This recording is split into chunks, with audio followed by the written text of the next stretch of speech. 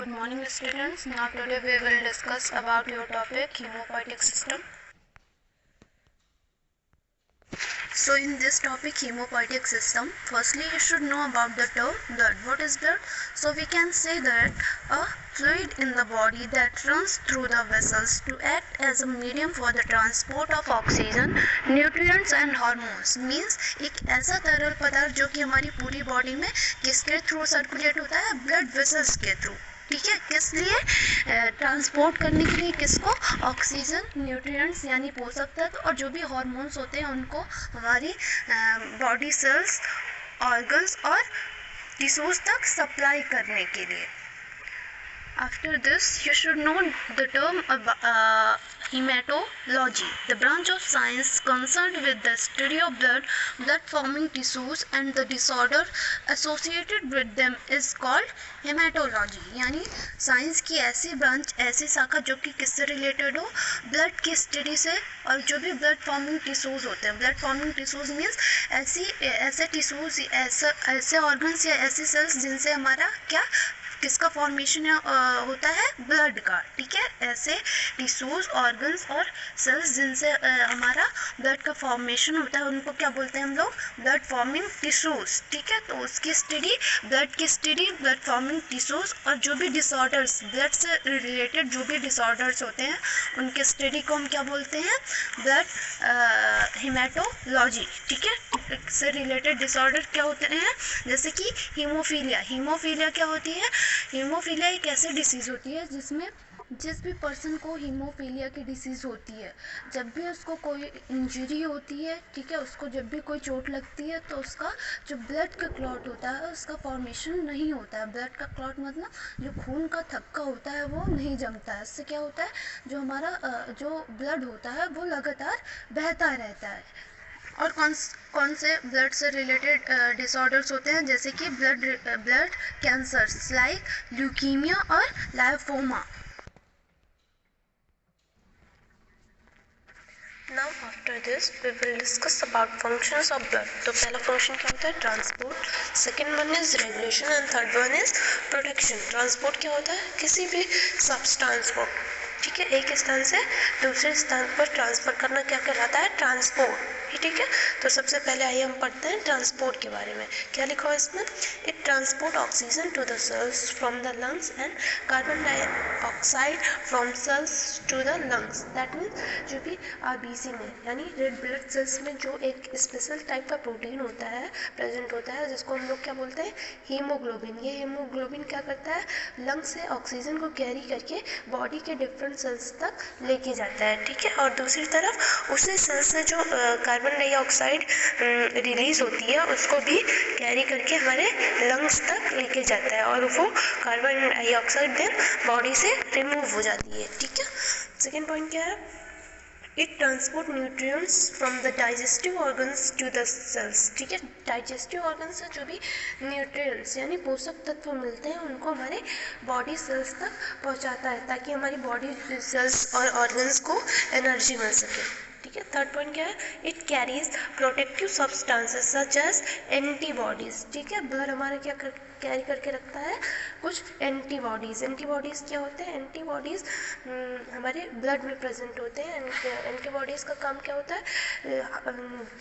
जो जब हमको कोई डिसीज़ होती है तो उसके अगेंस्ट फाइट करने में हमारे इम्यून सिस्टम की हेल्प करते हैं. ठीक है, देन नेक्स्ट पॉइंट क्या है? It transport waste product from body cells to kidney, lungs and sweat gland. That means जो भी वेस्ट प्रोडक्ट होते हैं जैसे कि यूरिया, अमोनिया, क्रिएटिनिन, ये भी किडनी में जाते हैं और देन ब्लड के थ्रू बॉडी से रिमूव हो जाते हैं. ठीक है, और जो भी वेस्ट, तो हम कह सकते हैं जो भी वेस्ट प्रोडक्ट होते हैं ब्लड उनको रिमूव करने में हेल्प करता है. देन हम बात करते हैं रेगुलेशन की. क्या लिखा है? Blood regulates pH of body through buffers. That mean blood हमारा बॉडी पीएच को मेंटेन करता है. जैसे कि आपको पता होगा बफर क्या होता है? एक ऐसा सब्सटेंस होता है जो कि पीएच के चेंजेस को रेजिस्ट यानी रोकता है even after addition of strong acid और बेस, ठीक है, स्ट्रॉन्ग एसिड और बेस को ऐड करने के बाद भी जो पीएच के चेंजेस को रजिस्ट करे, रोके, उसको क्या बोलते हैं? बफर। ब्लड में कौन कौन से बफर्स पाए जाते हैं? Just like bicarbonate, haemoglobin, phosphate and proteins, ठीक है। देन नेक्स्ट फंक्शन क्या होता है? It regulates body temperature through the heat absorbing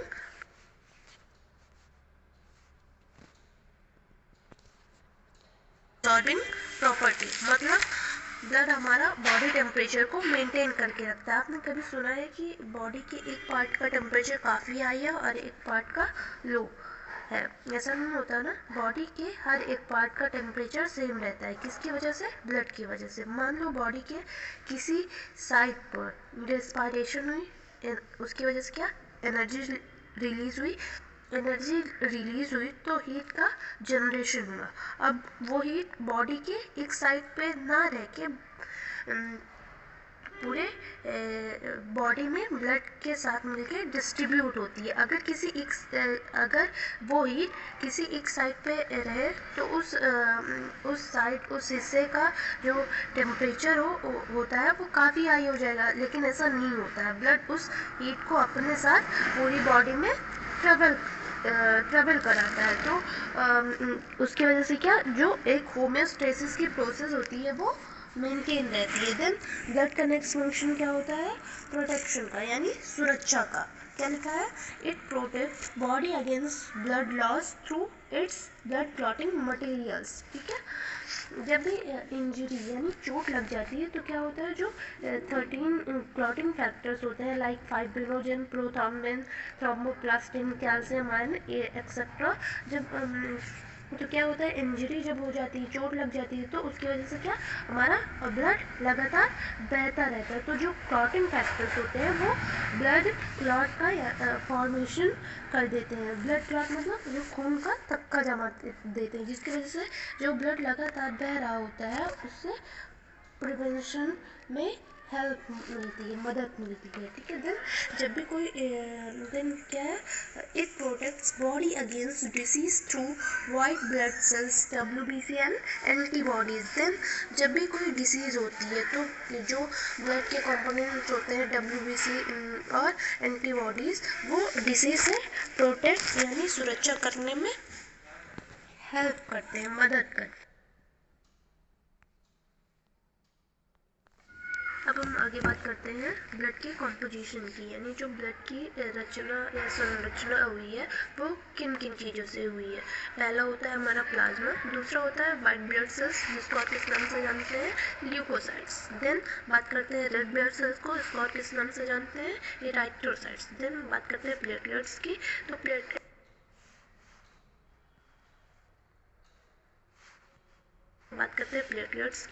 platelets को और किस नाम से जानते हैं? थ्रोम्बोसाइट्स। इन्हीं चार चीज़ों से मिलके हमारे ब्लड की संरचना हुई है। अब हम बात करते हैं ब्लड प्लाज्मा की।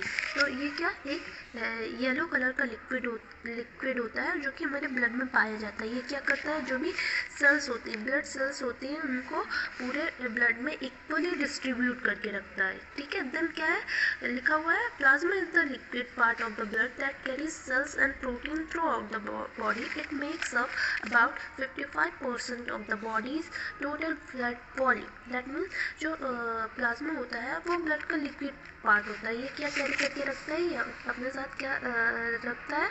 सेल्स को, और जो भी प्रोटीन्स होते हैं पूरे बॉडी में उनको कैरी करके रखता है, ठीक है। जो भी टोटल ब्लड का वॉल्यूम होता है उसमें से 55% हमारा क्या होता है? प्लाज्मा, ठीक है। देन क्या लिखा हुआ है? Blood serum is blood plasma without clotting factors, ठीक है।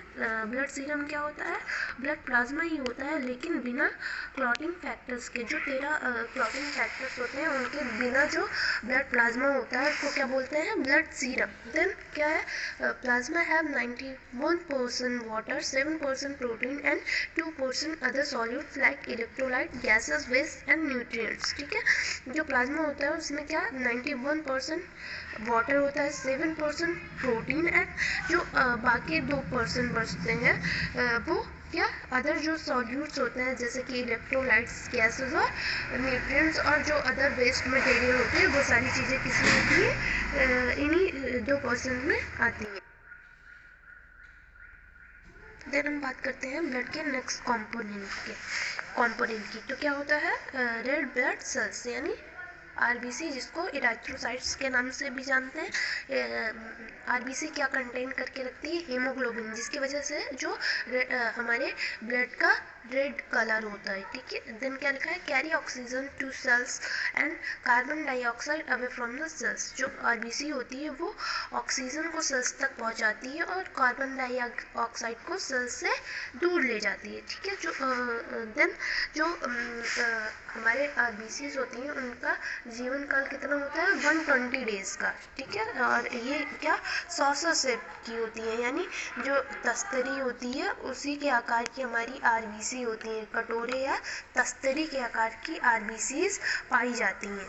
ये इनका प्रोडक्शन कहाँ पे होता है, red bone marrow. Red bone marrow क्या होता है, एक सॉफ्ट और स्पंजी टिश्यू होता है जो कि हमारे बोन्स के अंदर पाया जाता है। इन्हीं से हमारे आरबीसी का प्रोडक्शन होता है। देन क्या लिखा है, the normal RBC range for men is 4.7 to 6.1 million cells per microlitre. For women who are not pregnant is 4.2 to 5.4 million microlitre. यानी जो आरबीसी की रेंज होती है वो मेन में कितनी होती है, आदमियों में कितनी होती है, 4.7 से 6.1 मिलियन सेल्स, ठीक है। जो वुमेन्स होती हैं यानी जो लेडीज़ होती हैं उनमें कितनी होती है, जो कि प्रेग्नेंट नहीं होती है उनमें आरबीसीज की कितनी क्वांटिटी होती है, 4.2 से 5.4 मिलियन। देन हम बात करते हैं ब्लड के नेक्स्ट कंपोनेंट की, जो कि है वाइट ब्लड सेल्स। इसको और किस नाम से जानते हैं, ल्यूकोसाइट्स, ठीक है। डब्ल्यूबीसी में मेनली 2 टाइप्स होते हैं। पहला होता है लिम्फोसाइट्स जो कि एंटीबॉडीज़ को बनाती है, फैगोसाइट्स। देन सेकंड क्या है, फैगोसाइट्स जो कि एंटीबॉडीज़ को निगल जाती है, ठीक है। डब्ल्यूबीसी का प्रोडक्शन कहाँ पे होता है, बोन मैरो में, लिम्फ नोड्स में और स्प्लीन में, जिसको तिल्ली के नाम हिंदी में तिल्ली बोलते हैं। देन डब्ल्यूबीसी का काम क्या होता है, ये किसी भी डिसीज़ के अगेंस्ट फाइट करने में हमारी बॉडी की हेल्प करती है। देन जो हमारी डब्ल्यूबीसी होती है वो मेनली 2 टाइप्स में कैटेगराइज होती है। पहला होता है granulocytes and second one is agranulocytes. Then जो ग्रेनुलोसाइट्स होते हैं उसके भी 3 सब टाइप्स होते हैं। पहला न्यूट्रोफिल्स, दूसरा इसिनोफिल्स और एक तीसरा है बेसोफिल्स। देन इसी तरीके से ए ग्रेनुलोसाइट्स भी हमारी फर्दर क्लासिफाइड होती है लिम्फोसाइट्स और मोनोसाइट्स में।